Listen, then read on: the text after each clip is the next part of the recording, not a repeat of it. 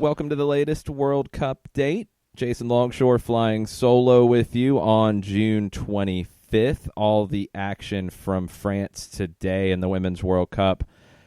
The quarterfinals are set. The final 8 for this tournament are set. And the matches today went about as we expected. Italy 2-0 over China in Game 1 today. The Netherlands 2-1 over Japan.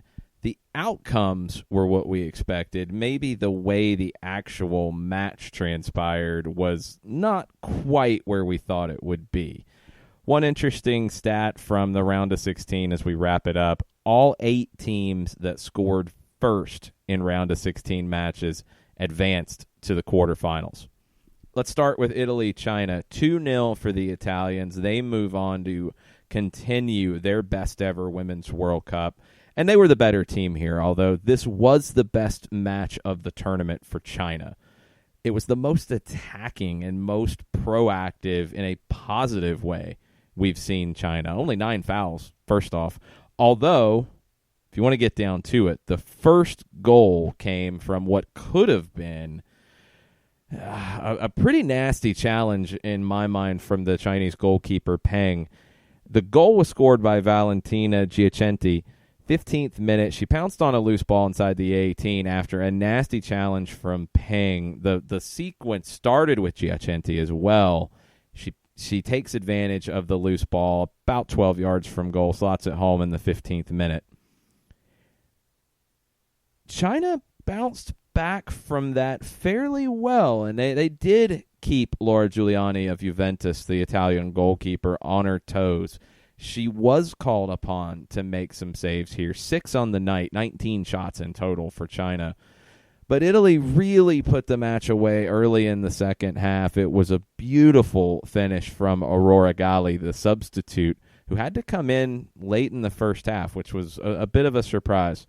Poor clearance from China, and Galli just ripped a low shot from about 20 yards out, low to the far corner. No chance for Peng to get there. And Italy really took care of business from there. A pretty simple business for Italy to move on. They've been so good in this tournament, and I think that continued today. Did they play their best match? No, but they did what they had to do to get this. They didn't have to sit back in this one as much. They didn't have to play on the counter as much. They showed that they can win in some different ways. Now, they're moving up a level, I think, in terms of competition from what they've seen so far. They did see Australia and Brazil in the group stage. Brazil, not the Brazil that we're accustomed to in this tournament, but good. Australia, flawed, very flawed, defensively especially. The Netherlands, who Italy will see in the quarterfinals, a pretty complete team. They get the win against Japan. Japan's going to feel hard done by in a lot of ways as this one played out. Lika Martens with 2 goals for the Netherlands. Late penalty in the 90th minute on the winner, and we'll get into that penalty right now. According to the new rules on handball, and this is from IFAB, this is from the new laws of the game, and I'm going to read a little bit as I was having a discussion about this with a friend of the show, Howard Hamilton of Soccer Metrics. A little bit of the description about why the explanation and the interpretation changed in the new laws of the game. And this is brand new. These new laws of the game just started with the U20 World Cup and now the Women's World Cup. If a player's arm extends beyond a, quote, natural silhouette, handball will be given even if it's perceived as accidental.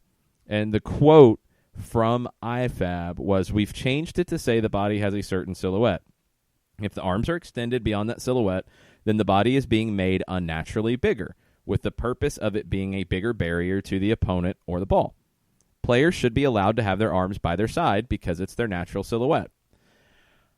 I don't think Kumagai's arm was by her side. I think she was trying to get it to her side. I don't think it was by her side when the ball struck her arm.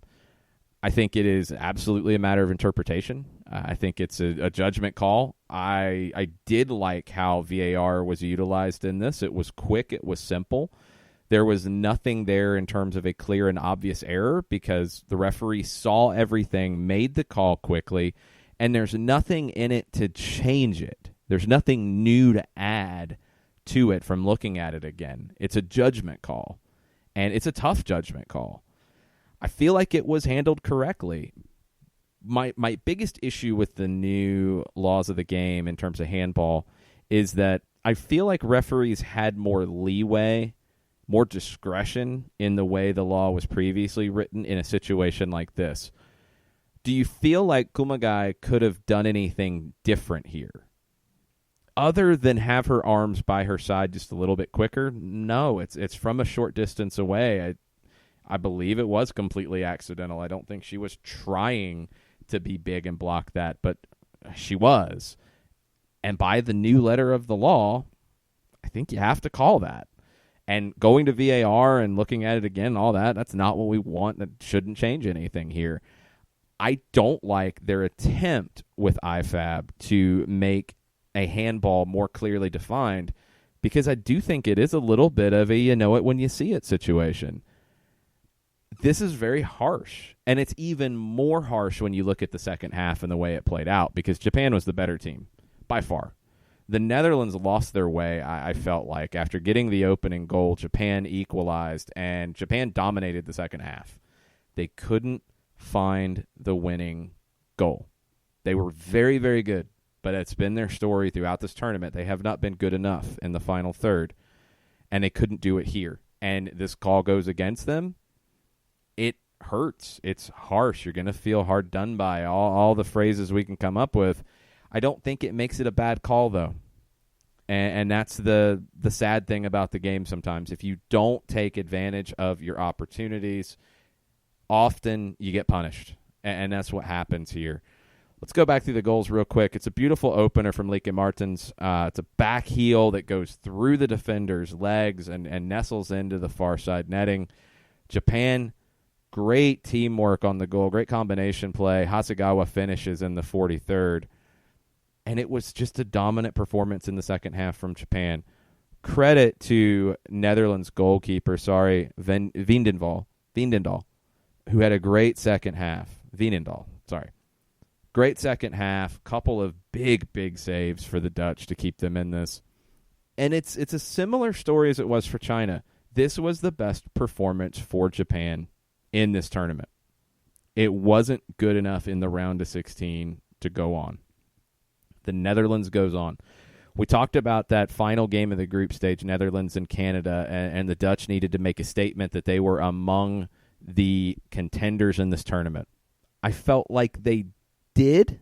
Maybe not the strongest statement, but they made that statement. Tonight, maybe they took a little bit of a step back. Maybe that statement has come back a little bit. Maybe they walked it back a little bit. They're in the final 8. They get a match with Italy that I think Italy's been the better team in the tournament. I do. I'm surprised that I'm saying that, but I think Italy has been the better team in this tournament. I think the Dutch have more talent. What's going to win out when we get into the quarterfinal?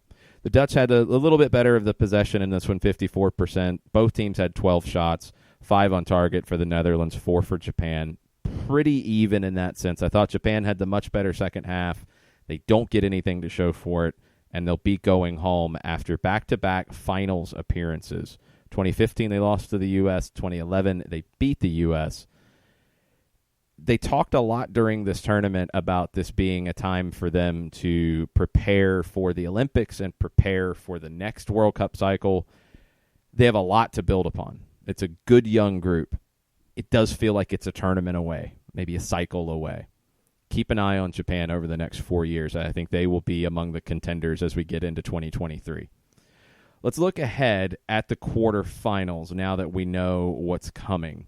It starts on Thursday, day off of the tournament tomorrow. Norway and England on Thursday. That's a 3 o'clock kickoff. Norway, outstanding match to get past Australia. How much did that take out of them? England, an emotional match to get past Cameroon, but physically maybe not as much of a test. They should have fresher legs. Big question about Steph Houghton, England's captain. Is she going to be ready to go after that foul at the very end of the match that was very harsh? Is her ankle going to be okay to start this match? That's the biggest question for Phil Neville, and we're a couple days away from answering it. Friday, 3 o'clock, France and the United States. Go ahead and prepare to leave the office early, get out of work early. This is a gigantic match. Gigantic. France had to expend a ton to get past Brazil. The United States had to expend a ton to get past Spain. Who's got more in the tank?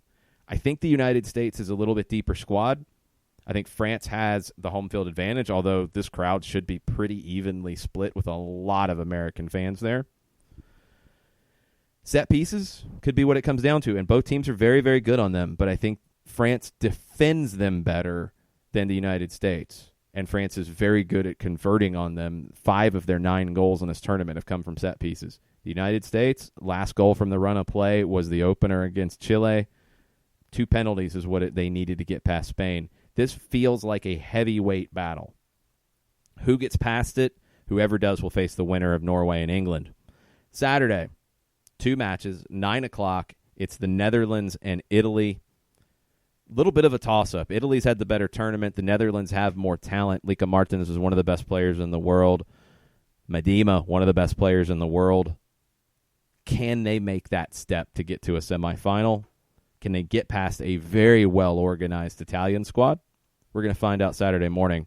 Saturday afternoon, the final match of the quarterfinals is Germany and Sweden. It's been a good tournament for Sweden. It's been maybe a little unspectacular from them. Germany is doing what Germany usually does in a tournament. They are advancing. They are living to fight another day. Have they been the best team so far? No, I don't think so.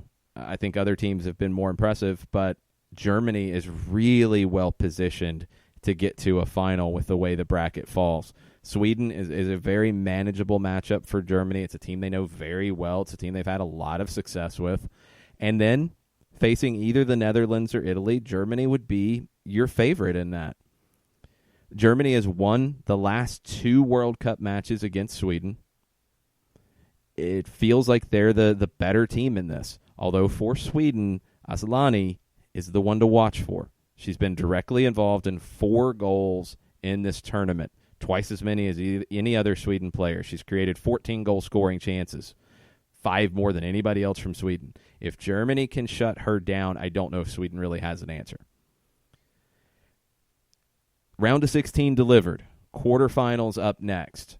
Little bit of stats, too, as well on the TV side of things for Fox. We've tried to give you some of these ratings as the tournament's gone on.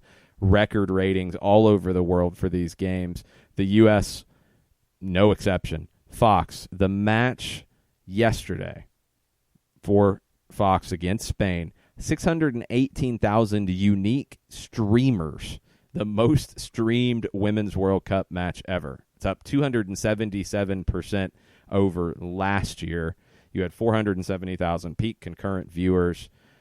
Just huge numbers. And then across social platforms for them, 5.2 million views on Twitter. That was the best day of the tournament for them. The Women's World Cup is now on Twitter up 31% versus the 2018 World Cup round of 16 daily average. That's really impressive. That's a huge number. That's an incredible number for them. 1.8 million views on YouTube. It was the best day of the tournament for Fox there, up 1,337% versus the 2015 round of 16 daily average. It's massive. And remember, the 2015 tournament, the games were at a better time slot because they were in Canada. So you were getting very favorable kickoff times. You're not really getting that here. These games are afternoon, some morning kicks. Still, the numbers in the United States are huge, just like they are around the world. I think the quarterfinal numbers will be huge. I think Friday's match will be the biggest U.S. women's national team match in a long, long, long time. Can't wait for it. Can't wait for the England-Norway game Thursday. We get a break tomorrow. We'll be back on Thursday with the World Cup date. We really appreciate all of your feedback as you've been listening. Our numbers have been great on this as well, so you can add us to the mix. Thank you so much. Tweet at us with your predictions for the quarterfinals. These 4 matches. Give us your 4 winners. Tweet at us at Soccer Down Here, at Longshoe, at Jessica ATLUTD, and at the Kelly Francis. We'll be back to recap England Norway on Thursday night. Thanks for listening.